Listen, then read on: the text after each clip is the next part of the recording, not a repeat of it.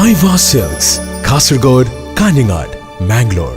ഓഹോ, വല്ലാത്തൊരു സ്നേഹം തന്നെയാണ്. ഞങ്ങൾ ഇപ്പോൾ അങ്ങോട്ട് വരികയാണ്, നിങ്ങളെ കെട്ടിപ്പിടിക്കുകയാണ്, ഒരു ഉമ്മ തരികയാണ്, നിങ്ങളുടെ പാർട്ടി മെമ്പർഷിപ്പ് എടുത്ത് നിങ്ങളുടെ കൊടി പിടിക്കുകയാണ്, നിങ്ങൾക്ക് വേണ്ടിയിട്ട് ഞങ്ങൾ ഇതാ ഇപ്പോൾ മുദ്രാവാക്യം വിളിക്കാൻ വേണ്ടി പോവുകയാണ് എന്നാണോ നിങ്ങൾ കരുതിയിട്ടുള്ളത്?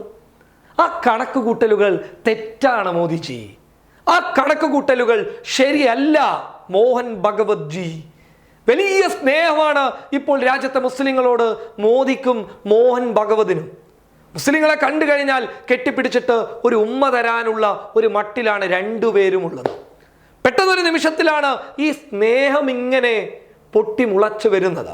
നരേന്ദ്രമോദി പറയുകയാണ്, പരിശുദ്ധമായ റമദാനിൽ തന്നെ നമുക്ക് കൊറോണയെ തുരത്താൻ സാധിക്കും എന്ന്. ഏവർക്കും എൻ്റെ റമദാൻ ആശംസകൾ. വിഷയത്തിലേക്ക് കടന്നു വരാം. ഒപ്പം മറ്റൊരാള് RSSന്റെ തലവനായിട്ടുള്ള മോഹൻ ഭഗവത് പറയുകയാണ്, തബ്ലീഗുകാരെ ഒരാളും കുറ്റം പറയരുത്. അവരെന്ത് തെറ്റാണ് ചെയ്തിട്ടുള്ളത്? എന്തിനാണ് നിങ്ങൾ അവരെ മോശപ്പെടുത്തി സംസാരിക്കുന്നത്? അത് ശരിയല്ല. മുസ്ലിം സമുദായമല്ല കൊറോണ കൊണ്ടുവന്നത്. അവർക്കെതിരെ എന്തിനാണ് നിങ്ങൾ ഇങ്ങനെ വാളെടുക്കുന്നത്? ഒരിക്കലും ഞാൻ ഇതിനെ അംഗീകരിക്കില്ല എന്ന് RSS തലവനായിട്ടുള്ള മോഹൻ ഭഗവത് പറയുകയാണ്. എന്തുകൊണ്ടാണ് ഈ രണ്ടുപേർക്കും ഇങ്ങനെ ഒരു മനംമാറ്റം ഈ സമയത്തുണ്ടായത്? ഇതിനു മുൻപ് ഒരുപാട് പ്രശ്നങ്ങൾ ഉണ്ടായിട്ടില്ലേ രാജ്യത്ത്?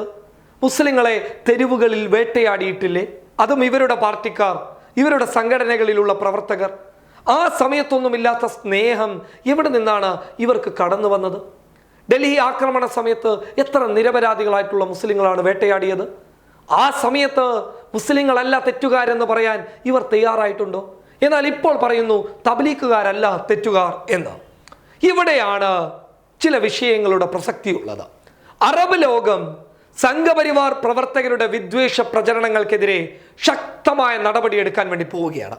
അതിന്റെ ഭാഗമായിട്ട് അറബ് ലോക രാഷ്ട്രങ്ങളുടെ കൂട്ടായ്മയായിട്ടുള്ള OIC ശക്തമായ വിമർശനം നരേന്ദ്രമോദിക്കെതിരെ ഉന്നയിച്ചിട്ടുണ്ട്.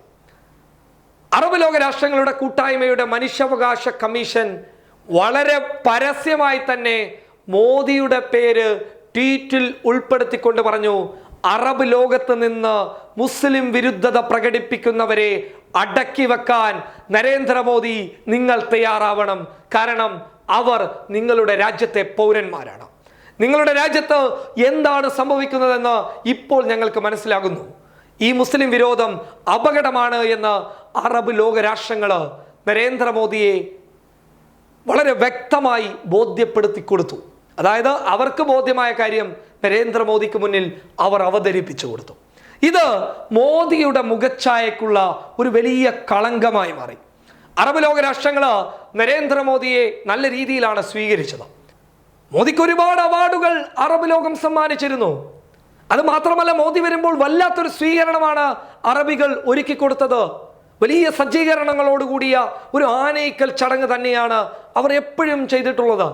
പക്ഷെ നിലവിൽ അറബികൾക്ക് കാര്യങ്ങൾ പിടികിട്ടി തുടങ്ങി. അറബികൾ കാര്യങ്ങളുടെ ഗൗരവം മനസ്സിലാക്കി തുടങ്ങി.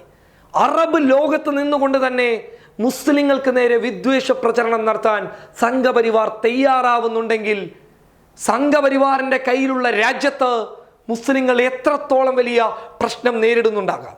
ഈ സമയത്ത് ശക്തമായ വിമർശനവുമായി അറബികൾ രംഗത്ത് വന്നു. നവമാധ്യമങ്ങളെ കീഴടക്കുന്ന രീതിയിൽ രാജ്യ കുടുംബാംഗങ്ങളുടെ ഒരു പൊങ്കാല തന്നെ നരേന്ദ്രമോദിക്ക് നേരെ ഉയർന്നു വന്നു. എന്തെങ്കിലും ചെയ്തു കഴിഞ്ഞാലോ ഇന്ത്യക്ക് വലിയ തിരിച്ചടിയുമാകും. ഈ കരുതലാണ്, ഈ ഒരു മുന്നറിയിപ്പാണ് നരേന്ദ്രമോദി വളരെ വ്യക്തമായ ഒരു അജണ്ടയായി മുന്നോട്ട് വെച്ചത്. ആ അജണ്ട സംഘപരിവാർ ഏറ്റുപിടിക്കുകയും ചെയ്തു. മോദിയും മോഹൻ ഭഗവതും രംഗത്ത് വന്ന് പറയുന്നു, മുസ്ലിങ്ങൾ ഒരു പ്രശ്നക്കാരുമല്ല, തബ്ലീഗുകാർ ഈ രാജ്യത്തിന്റെ നന്മകളാണ് എന്ന് വിളിച്ചു പറയാൻ അവർ തയ്യാറായി മുന്നോട്ട് വന്നു.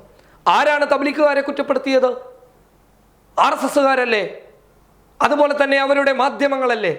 BJP പ്രവർത്തകരല്ലേ? തബ്ലീഗുകാരെ വേട്ടയാടാൻ തുടങ്ങിയതാരാണ്?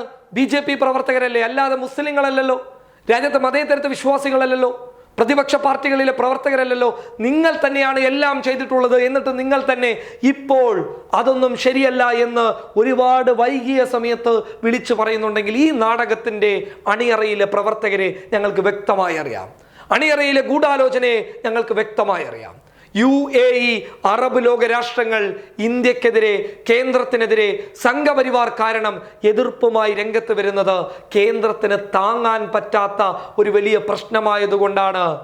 അന്താരാഷ്ട്ര ലോകത്ത് ഒരു മുസ്ലിം വിരുദ്ധനാണ് താൻ എന്നുള്ള ഒരു മുഖം കടന്നു വരാതിരിക്കാൻ വേണ്ടിയിട്ടാണ് നരേന്ദ്രമോദിയും മോഹൻ ഭഗവതും ഒക്കെ ഇപ്പോൾ ഈ കാര്യം ചെയ്യുന്നത്. ആരാണിവരെന്ന് നമ്മൾ തിരിച്ചറിയണം. കേന്ദ്രത്തിൽ കോൺഗ്രസ് ഉണ്ടായിരുന്ന സമയത്ത് റമലാൻ നോമ്പുതുറ എന്ന് പറയുന്നത് ഒരു വിപുലമായ ഒരു ചടങ്ങായിരുന്നു. രാഷ്ട്രപതി ഭവനിൽ റമലാൻ നോമ്പുതുറ സംഘടിപ്പിക്കുന്നു. ഇപ്പോൾ അതൊക്കെ എവിടെയാണ്? എന്നിട്ടാണ് റമലാൻ ആശംസകളുമായി നരേന്ദ്രമോദി വരുന്നത്. ആദ്യം നിങ്ങൾ മനസ്സറിഞ്ഞ് പ്രവർത്തിച്ചു കാണിക്കുക, എന്നിട്ട് മതി രാജ്യത്തെ മുസ്ലിം മതവിശ്വാസികൾക്ക് നിങ്ങളുടെ റമലാൻ ആശംസകൾ. തെറ്റു പറയുകയല്ല, നന്മയിലേക്ക് വരാൻ നിങ്ങളെ കൊണ്ട് സാധിക്കും. പക്ഷേ നിങ്ങൾക്ക് ഇവിടെ നിലനിൽക്കണമെന്നുണ്ടെങ്കിൽ വർഗീയ അജണ്ടകൾ അത്യാവശ്യമാണ്. അതുകൊണ്ട് അതിനെ ഇല്ലാതാക്കാൻ നിങ്ങൾ തയ്യാറാവില്ല. അവിടെയാണ് നിങ്ങളുടെ ഇപ്പോഴുള്ള കാര്യങ്ങളൊക്കെ ഒരു അപകടമായി ഞങ്ങളെപ്പോലെയുള്ള ആളുകൾ കാണുന്നത്. News desk public Kerala.